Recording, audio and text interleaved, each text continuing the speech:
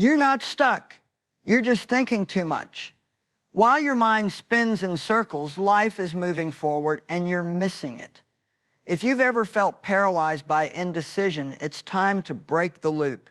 Let's talk about how to stop overthinking and finally start doing. Overthinking is the silent killer of dreams. It makes simple choices feel impossible and turns every step into a storm of doubt. But here's the truth, you don't need more time, you need more action. Today I'm giving you 7 powerful strategies to break free from mental overload and finally move forward with clarity, purpose, and confidence.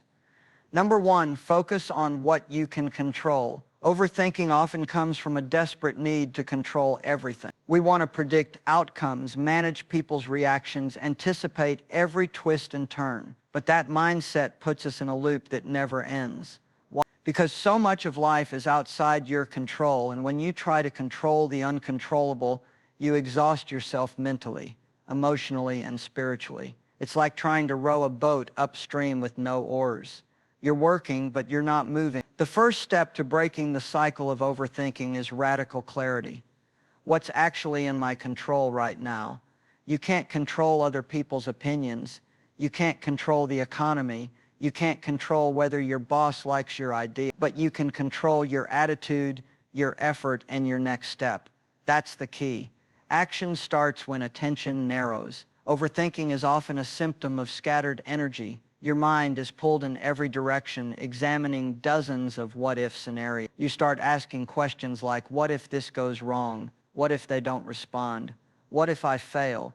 Here's a better question. What is one thing I can do right now that's within my control? That's where the power lives. Not in the hypotheticals, but in the tangible. Not in the fear of tomorrow, but in the opportunity of today. Think of your energy like a spotlight. If it's spread too wide, nothing gets lit up clearly. But if you narrow that beam onto one small action, one phone call, one email, one workout, one conversation, you begin to build momentum. And momentum kills overthinking. Let's say you want to start a business, but you're stuck overthinking everything, the website, the logo, the product, the market, the competition. Instead of trying to solve all of it, zoom in. What's one thing you can do? Maybe it's emailing 3 potential customers for feedback. Maybe it's sketching your offer on a sheet of paper. That's controllable. That's actionable. James Clear says it well. You do not rise to the level of your goals. You fall to the level of your system, and your first system is your focus. If your focus is scattered on things you can't influence, your system is broken. But if your system starts with, what can I control today? That's the foundation for consistent, meaningful action. And remember, control isn't about rigidity, it's about direction. You don't need to know how the entire journey will play out. You just need to point yourself toward progress and take the next real step. That's how clarity grows. That's how confidence builds. And that's how overthinking begins to fade. Not because the world gets simpler, but because you get stronger at choosing what matters. So the challenge is simple. Today, when your mind starts spinning, ask yourself one question: what's within my control? And then do that. Number 2, set a deadline for decisions. One of the biggest reasons overthinking lingers is because we leave decisions open-ended. We say, I'll decide soon, or let me think about it a bit longer, and days turn into weeks, and weeks turn into nothing ever happening. Why? Because decisions without deadlines are decisions that rarely get made. When you don't give your brain a finish line, it just keeps running. You keep replaying the same scenarios. You analyze from every angle. You compare option A to option B for the 100th time, and still no action. But here's what's really happening. Your brain is trying to avoid responsibility by chasing the illusion of the perfect choice. It wants certainty. It wants guarantees. But life doesn't work that way. If you want to start making progress, you need to introduce a powerful force. Constraints create clarity, and a deadline is one of the most useful constraints you can impose on your mind. Let's say you're stuck deciding whether to switch careers. You've been thinking about it for months. Instead of staying trapped in analysis, give yourself a deadline. By this Friday at 5 p.m., I'll decide my next step. Not the perfect step, not the final step, just the next one. That alone can free you from the prison of overthinking. James Clear reminds us, motion makes you feel like you're getting things done, but really you're just preparing to get something done. And overthinking is a form of endless motion. It feels productive to keep weighing options. It feels smart to keep gathering more data. But at some point, more input just becomes noise. So how do you use this in real life? Step 1, identify the decision that's been hanging over you. Step 2, choose a firm deadline to make that decision, preferably within. Step 3, when the deadline hits, decide and act. No second guessing. Will the decision be perfect? Probably not. But will it teach you something? Absolutely. And that's the goal, because action brings feedback and feedback brings growth. You can refine your path as you go, but you can't refine what doesn't exist. Here's the powerful truth: a decision made is a burden lifted. Even if you later pivot, the mental energy you save by simply deciding will give you the bandwidth to focus on what really matters. Taking the next step, building momentum and learning along the way. So the next time you find yourself overthinking a choice, stop and ask, what's my decision deadline? Set it, stick to it, decide, then move, because motion without decision is wasted energy, but a decision followed by action, that's how progress begins. Number 3, embrace imperfect action. Here's something that might shock you.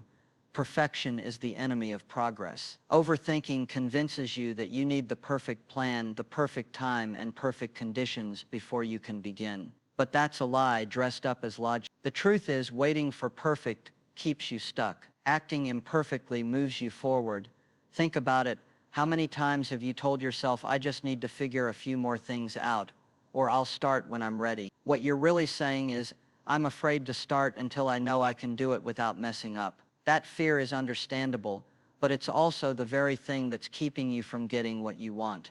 James Clear says, start before you feel ready, because readiness is a result of action, not a requirement for it. You don't become confident and then act. You act, and confidence is what follows. When you embrace imperfect action, you give yourself permission to learn. You allow yourself to stumble forward instead of waiting on the sidelines. Every person who's ever achieved anything great started messy. Their first product flopped, their first article sucked, their first pitch got rejected, but they kept moving. Imperfect action is powerful because it's honest. It admits, I don't know everything, but I'm willing to find out. It shifts your mindset from getting it right to getting it going. And that simple shift is what separates people who dream from people who do. Let's break this down practically. Want to start right? Don't spend weeks researching the perfect software or niche. Just open a blank doc and write 500 messy words today. Want to start a YouTube channel? Don't obsess over the best camera or editing tool. Record a 2-minute video on your phone. Upload it. Learn. Want to improve your fitness? Don't wait for the perfect workout plan. Do 10 push-ups right now. Start where you are. Use what you have. Do what you can. That's how momentum is built. That's how you stop overthinking and start evolving. Here's the secret. Progress compounds. One imperfect step creates the opportunity for the next. And as you keep moving, you start learning faster than you ever could from the sidelines. You begin to course correct naturally, based on real-world feedback, not endless speculation. Remember, the people who win in life are not the ones with perfect starts. They're the ones with relentless follow-through. They don't need every step to be flawless. They just need to keep stepping. So today, forget perfect, forget polish. Take the step that's in front of you, even if it's ugly, because imperfect action will always beat perfect hesitation, every single time. Number 4, limit information intake. Here's something most people don't realize. Information overload is the fuel of overthinking. The more you consume, the harder it becomes to decide. You start comparing advice, weighing opinions, second-guessing every option. And before long, you're drowning in knowledge but starving for clarity. You don't need more information. You need more execution. Overthinkers love to research. They think, if I just read one more article, listen to one more podcast, or watch one more video, then I'll be ready. But all that research becomes a security blanket, a way to delay action while feeling productive. In reality, you're just spinning your wheel. James Clear says it perfectly. You don't need more information. You need more action. And that starts with creating boundaries around your input. We live in an era of infinite access. You can get 100 different strategies for anything in 5 minutes. But here's the problem. Every new input becomes a new voice in your head. That's how decision fatigue sets in. You're trying to act while also processing 37 opinions on what the best move is. No wonder you're stuck.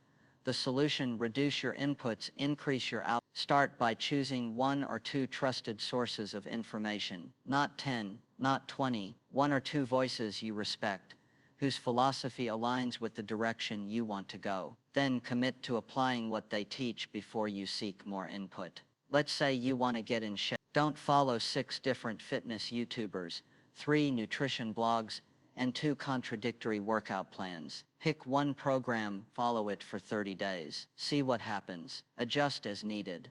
Or let's say you want to start a business. Don't read 12 books before making your first. Read 1, then take action. Build, test, learn, then go back for more if needed. Information should serve action, not delay it. There's a powerful rule called the just-in-time rule. Only consume information when you're immediately ready to apply it. If you're not going to use it now, skip it. This keeps your mind clear, your energy focused, and your momentum alive. And here's the deeper truth. Confidence doesn't come from knowing everything. It comes from doing something and learning from the results. That's how you sharpen your instincts. That's how you stop second guessing. You gain wisdom by walking the path, not by memorizing the map. So today, take an honest inventory. How much time are you spending consuming versus creating? How much of your overthinking is just noise from too many voices? Limit the inputs. Cut the noise. Trust yourself to move forward, because clarity isn't found in the next podcast or productivity hack. It's found in taking action and letting experience shape your path. Number 5, shift from thinking mode to doing mode. Overthinking is often the result of being stuck in what I call thinking mode. You're brainstorming, analyzing, predicting, replaying, but not moving. Thinking mode feels safe. There's no risk, no failure, but also no progress. The real shift happens when you make the conscious decision to leave thinking behind and enter doing mode. Here's the truth: thinking does not build results. Doing does. You don't get stronger by reading about push-ups. You don't grow a business by outlining it in your head. You don't find clarity by journaling endlessly about your confusion. Those are all starting points, but the transformation happens in doing mode. So how do you make the switch? The key is to develop a ritual or trigger that signals to your brain, it's time to act. High performers don't wait for motivation. They rely on systems create structure, and structure kills procrastination. Let's say you're a writer. Your thinking mode looks like this. You read 3 articles on storytelling. You scroll Twitter for inspiration. You tweak your outline. You check your email. You think about writing, but you don't write. Doing mode, however, is simple. 9 a.m., laptop open, 30-minute timer, write 500 words. No distractions. Done. That transition from preparing to producing is what most overthinkers need to master. James Clear often talks about identity-based habits. You become the kind of person who does something by doing it consistently, not by thinking about it more, but by creating a cue, taking action, and reinforcing the behavior through repetition. You don't become a runner by researching shoes. You become a runner by running, even for 5 minutes. So pick a time, pick a place, pick one small task, then act. Not tomorrow, not after another hour of planning. Now, the moment you start moving, even imperfectly, you shift your entire mental state. Your brain stops swirling in uncertainty and begins building momentum. That momentum turns into confidence. That confidence leads to clarity, and suddenly the thing you were overthinking feels completely manageable. Let me be clear. Thinking has its place. Strategic planning, reflection, creative ideas, those are all valuable, but don't confuse thinking with doing. Thinking doesn't change your life. Action does. Here's a simple rule to live by. If you catch yourself thinking about something more than 3 times, it's time to do something about it. Create a doing ritual. Use a timer. Write 1 paragraph. Send 1 email. Make 1 call. It doesn't need to be big. It just needs to be done. The shift is powerful. When you train your mind to move instead of spiral, You don't just stop overthinking, you start creating results. And that's where everything changes. Number 6. Reframe failure as feedback. One of the deepest roots of overthinking is the fear of failure. You worry about making the wrong choice, looking foolish, wasting time, or falling short. So instead of acting, you hesitate. You overanalyze. You wait for the perfect move, because in your mind anything less than perfect means you've failed. But here's the truth. Failure isn't the enemy. It's your most reliable teacher. Every person you admire has failed more times than you've even tried. They didn't see failure as a reason to stop. They saw it as feedback. James Clear says, "You can't make progress without making decisions, and some of those decisions will lead to missteps. That's inevitable. But failure only becomes final when you let it define you instead of refine you." Let's reframe the word failure into something more useful. Data. That awkward sales call. Data. That product that didn't sell. Data. That content that didn't land. Data. Each misstep is a mirror showing you what to adjust next time. Overthinking tries to protect you from failure by keeping you stuck in thought. It tells you don't act until you're sure you won't fail. But that's a trap, because the only real failure is inaction. The only way to guarantee zero results is to do nothing at all. Instead, treat every action as an experiment. Scientists don't get upset when their hypothesis fails. They get curious. They take notes. They tweak the variables and run the test again. You can do the same in your life. You're not trying to be flawless. You're trying to get better. And failure is the shortcut to getting there faster. Imagine what would happen if you weren't afraid to fail. How many ideas would you try? How many dreams would you chase? How many chances would you take? Here's the mindset shift. It's not about success or failure. It's about learning and adjusting. Every action gives you new information. Every experience sharpens your instincts. The faster you act, the faster you learn. And the faster you learn, the faster you grow. Let me leave you with a powerful idea.